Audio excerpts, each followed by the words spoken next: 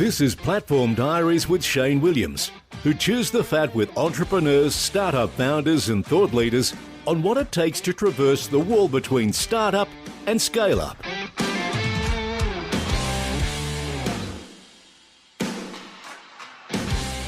Elon Musk reckons that the first step is to establish that something is possible, and then profitability will occur.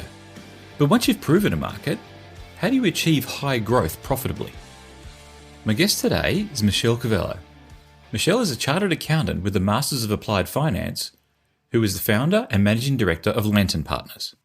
We discuss why scale-up leaders should focus on margin, what good looks like, why some growth businesses don't seem to care about margin, some of the mistakes that leaders make, the types of numbers that investors are looking for, and Michelle's key pieces of advice for sustainable profitability in high growth businesses. I trust you'll enjoy the interview. So Michelle, thanks for joining me on Platform Diaries. Oh, thanks for having me. Lovely to be here. As you know, but the listeners are just coming up to speed on, I am a subscriber to your newsletter, and a very short time ago, something you set out really resonated with me, and I thought, I've got to get you on the show to have a chat about this. And that was a conversation around margins. And so if you don't mind, I'd just like to lean straight into this first question, which is, why should a scale-up leader focus on margin? And does the focus differ between startup and scale-up? Sure. I'm really happy that resonated with you, actually. And I had a few people email me back after I sent that newsletter out. And so it's created this really great conversation about one of my favorite things. Because ultimately, when we talk about margins, really what we're talking about is, do you have a sustainable business? Do you have a profitable business? And if you don't understand your margins and what makes you money, how on earth do you know whether you're a sustainable business? And when we talk about margins, really what we're talking about is initial level when you're talking about your gross margins. For each incremental dollar of revenue, how much does it cost you to deliver that? And then from a total perspective, are you generating enough of those gross margins to cover all of your overheads and all of the things that aren't billable for whatever reason, or just need to happen in terms of fixed costs? And I guess when we're talking about a difference in focus between startups and scale-ups, I think the main one really is that when you're a startup, a lot of the margin is a hypothesis. You know what you want to sell. You have a hypothesis around who's going to buy it at what price and what it's going to cost you to deliver that. But it takes a little while to get the data around it. And so I think as you move from being a startup to a scale-up, it's really having the real data behind what drives your margins. Where are the profitable parts of your business? And for me, as you scale up, that becomes a question of focus. How does the business scale most effectively? And are you growing the parts of your business that actually make you money? And I suppose then if I was to kind of play that back to you how I understood it, it would be a difference between a hypothetical. We think we can find a market that will buy whatever it is that we're selling, and we think we can make X amount of money out of that, and there's this many people in the market and whatnot, to I've proved that someone will buy this, and I now know what it cost me to produce, and therefore I can start to think about how scalable is this as a business. Is that correct? Yeah, exactly. And also it allows you to start putting in the discipline around that focus and the decision making around that focus. Once you've seen it, great, but then what are you going to do? How does your business change? And so then if you're a scale-up leader and you're doing this well, what does that look like?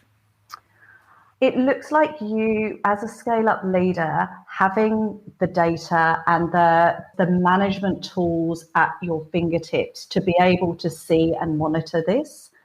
I think part of the risk sometimes as you move from startup to scale-up, or really kind of with any business, there are certain numbers that almost get embedded into your company mythology. Oh, this is a profitable customer. This is a profitable service stream. This is what it costs us to deliver X. And things change over time. Businesses evolve, macro conditions evolve. And so making sure you've got that rigor around actually what is the data, not just what do I think is the data, but what really is the data. And, do I have those, management systems in place where I can actually see that information quickly, because there's no point, it taking you hours and days and, to construct all of this information, because really that's not the best use of your time. You need to have those systems and processes already in place. And, when you get to that scale up stage, I think you are and have to be more focused on the metrics around your margin rather than just those kind of top line revenue, customer numbers, which is sometimes referred to as vanity metrics, right? Great, you've got amazing revenue growth, but it's perfectly possible to, grow yourself out of business. You're 2x, 10xing your revenue year after year, but you're actually losing money and you're, driving your margins into the ground. So I think it's having that focus on margins is what, the scale-up leaders are doing well. So then that probably leads me into, and maybe this only applies in the software space, I'm not sure, but I think about some of these unicorn businesses that you see, right? The Canvas and the Atlassians and whatnot of the world that, they're, I suppose, considered hugely successful, but they don't make a profit. So I guess the thing that I'm thinking about is, do they even care about margin? That's got an answer in two parts, I think. And I think that we're seeing it play out at the moment in cap raises at the moment for those kind of businesses and for all businesses, really. And there are some startups that have done really well. If you want to measure them by the size of their raise or the increase in their valuations, but some of those businesses, and, not necessarily the businesses that you're calling out, but, some of those businesses are too focused on those vanity metrics. So, valuation, great that, you're perceived as a unicorn, but do you know what it's going to take to break even? A lot of those businesses are still aggressively chasing customer growth, which is great, and, still testing out the hypothesis around their product or their service. That's great, but you need to understand the metrics which are eventually going to make you money. All right. And so what are some of the mistakes you see leaders make potentially when they're scaling up, but just in general? Look, I think one of them is getting too attached to those hypothetical metrics or those beliefs around what your numbers are that aren't being proved out in your data. A lot of the time when we start working with businesses, they will very confidently say, well, this is our most profitable customer, or we know this part of the business makes money. And when you dig into it and you say, well, how do you know? Where's the data around it?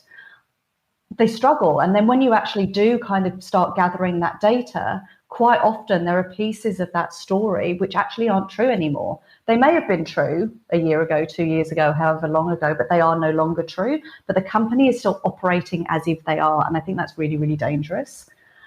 I think just focusing on gross margin, which is, your incremental cost of delivering each dollar, and not focusing on your net margin at all is really, really dangerous, because, you need to know at what point you're going to break even and at what point you really start getting those returns. We've talked a little bit about the management systems and having those management systems in place. One of the things that scale-up leaders do really well, and this is sometimes where you get a change of leadership when you go from startup to scale-up, is that they start getting more obsessed about process and, those kind of management tools and reporting tools that lets them have this information really readily available, as opposed to, grinding away at a whole bunch of work and tying together numbers from various different systems to actually get an answer. That's not an effective use of time and won't help you scale. And then I call it not being able to kill your darlings. I think you can, particularly as a founder, get really wedded to, sometimes certain customers because they were a really, really great customer at the beginning, or, your original product or service line, because that's what you founded your business on. But as you scale, those may not be the things that's going to take your business forward and take your business to the next level. And so being able to have that objectivity to go, this was really great at one point, but this isn't actually how the business is going to move forward and scale, and being able to, remove the emotion from it and be objective about it is really important, and it's hard. Yeah, I can imagine, particularly, as you say, if it's the product or service or whatever that got you started, and you've largely proved to yourself the hypothesis that someone would buy you, the thing that you invented that you came up with. But as you say, markets move, needs change, and I suppose you could very easily fall into that trap. So I guess one of the things that I've been thinking about is the numbers that matter in terms of understanding your profitability and growing your business. Do you think the ones that matter, or the numbers that matter, do they change, or are there other ones you would focus on if you're trying to, say, attract investors or trying to attract someone to buy the business? What sort of numbers or things are they typically looking for? I don't think there's a fundamental difference in the metrics that they're looking at, because ultimately both of those parties, whether they're investing in your business or whether they want to buy it, they want to get return on their investment, right? So they will both at a basic and initial level be looking at the same kind of metrics. How do you make your money? When are you going to be profitable? What's the product mix that's going to be optimal? I think the difference comes when you think about the lens of those two different parties. So if you've got someone investing in your business, they're essentially looking at you as a standalone business, right? They are betting on you, as the founder. If you were the founder of the business, they're betting on the leadership team. They're betting on that core group of people, as well as the financial metrics around customers, product, services, to actually grow the business and scale. The difference in the lens, if you're looking to be acquired, what a buyer is also layering on top of that is, and I'm assuming that the buyer already, that it's another business, not kind of someone that's just going to come in and take over the standalone business, right? They're also overlaying, well, what does my business do today? What are my margins? And if we bring those two businesses together, how do we expand those margins? Where can we get the synergies from? And that can be, when a lot of people hear the word synergies, they immediately think of, hacking away at costs, hacking away at people. And, that's part of it, right? Your infrastructure shouldn't be 1 + 1 when you come together, right? Largely.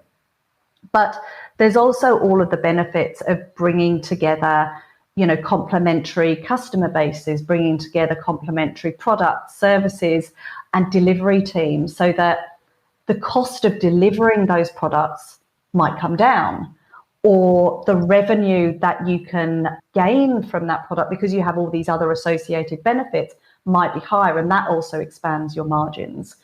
I think when we're talking about margins, I think sometimes we just focus on costs and how do we reduce the cost of delivery. And, revenue is still a really important part of that. How do we communicate value so that we can extract more revenue from that same thing? And it will be that additional layer or lens that an acquirer will be thinking about when they're looking at your business. That is probably going to be different than if an investor's looking at it from a standalone basis.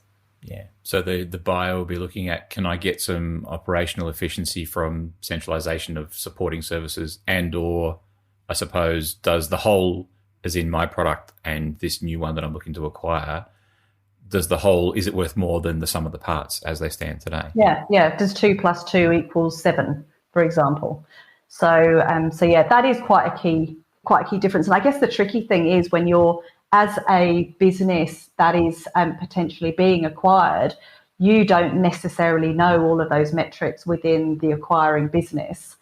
So it can be kind of quite interesting conversations. How do you value yourself when you can see the value to them of buying you? Yeah. More. Higher. Yeah. So you're talking to a senior leader in a scale-up, specifically around this concept of margins, and you want to give some advice. So I guess, what are the key pieces of advice that you give to your clients around margins? I think, and it's a slightly different conversation when you're looking at a services business than a product business. And I guess as a subset of a product business, a very initial investment heavy kind of product business. But if you start with a services business, for example, and if you're thinking about scaling up a professional services firm or scaling up an agency type model, it's understanding utilization rates of your staff, rate cards, which incorporate all of the costs of the business, and actually making sure that you're monitoring actual utilization and actual rate cards for staff against your targets. Do you monitor actual versus budgeted effort to make sure that you don't have scope creep and things like that, and you're actually having the conversation around additional fees if additional work is being undertaken, because quite often that's how your margins deteriorate. Not you may have had the right conversation going in, but as that project executes, where's the creep happening? What are the unexpected costs? What is the, it'll only take you another 5 minutes, which it never does, to avoid your margin at the end being a lot worse than the margin that you meant to go in at. And, how the question that quite often when you're looking at someone's cost rate for staff is how do you build in the overheads of the business and allocate that through to your staff and think about what's that loading in order to make sure that your actual cost, and then you can charge out at an appropriate margin. And then the commonality between both of them, like, do you know your break-even level of sales? And I think when you look at a product business, it's similar kind of theory, right? Are you incorporating all of the costs in actually bringing that product to market? And I think that's the similarity when you're talking about to all businesses. Have you incorporated all of the costs? Do you know how much it costs you to produce each unit? Have you factored in all of the incidental costs? If you've got packaging, shipping, logistics, how are you managing and monitoring that? One thing that quite often gets missed, but this is probably more with startups and scale-ups, but, are you incorporating your time as a founder into thinking about the costing for your project? Do you know what your margins are for wholesale versus retail, and what's your mix? And the product mix and the service mix, whichever you are within the business, is really, really important, because there are some products and services that you will do for some clients which absolutely makes sense on a strategic perspective, but it may not meet your headline target margin. But so long as you've got your mix right, that's good. But you also have to have other projects which are making more than your target to balance those out, and not too many of these strategic projects. So that's the kind of conversations that we have. But with both of them, where is the volume at which you start making money? I kind of think about businesses almost in terms of like a human life cycle. You've kind of got the young business that's all eager and pretty and all the mistakes ahead to make, but it's a small size, right? So nothing, mistakes aren't too bad yet. You're not taking on too much that you can't quickly change or adjust. But then you get to the awkward adolescence, and that's where a lot of business gets stuck in that awkward adolescence. And if you can't scale yourself out of it to be a, fully formed, mature human business, then that awkward adolescent stage is the bit that can really hamstring a business. And that's when a lot of businesses stumble and they start to lose direction. Mate, this has been super valuable, and I appreciate you letting me dive a little deeper into some of the topics you covered in your newsletter. Do you want to just give us a quick brief on how you help your clients? Sure. So London Partners has been in business now for over 10 years now. 10 years came as a bit of a surprise last year. But we work primarily with founder CEOs of startup and scale-up businesses. And where a lot of that is around the scale-up and what does it take to be a successful, sustainable business. We basically get businesses out of that awkward adolescence quickly, because we all know that bit's painful. And so we come in generally to businesses who they may have, an outsourced bookkeeper, sometimes a transactional accountant that's inside or outsourced as well. They've got their tax accountant, but what they're missing is that strategic and commercial finance advice, which in a corporate environment they would get from their CFO, but they're not yet at the stage where they can or want to employ a full-time CFO. So what we do is we come in at that stage and provide that commercial and strategic advice to help the business really flourish and to work with the founder and to work with the board and investors, if that's appropriate, to actually really kind of scale the business. But we do get involved with startups as well. Typically, the startups that we get involved with have had some relatively decent level of investment, and those outside investors are quite often the ones that want to make sure, you know, their investments are being taken care of, and there's the appropriate level of rigor within the business to, you know, help the business grow successfully and help them get a return on their margins. So yeah, that's what we do.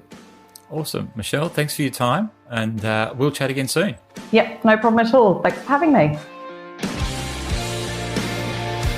You've been listening to Platform Diaries with Shane Williams.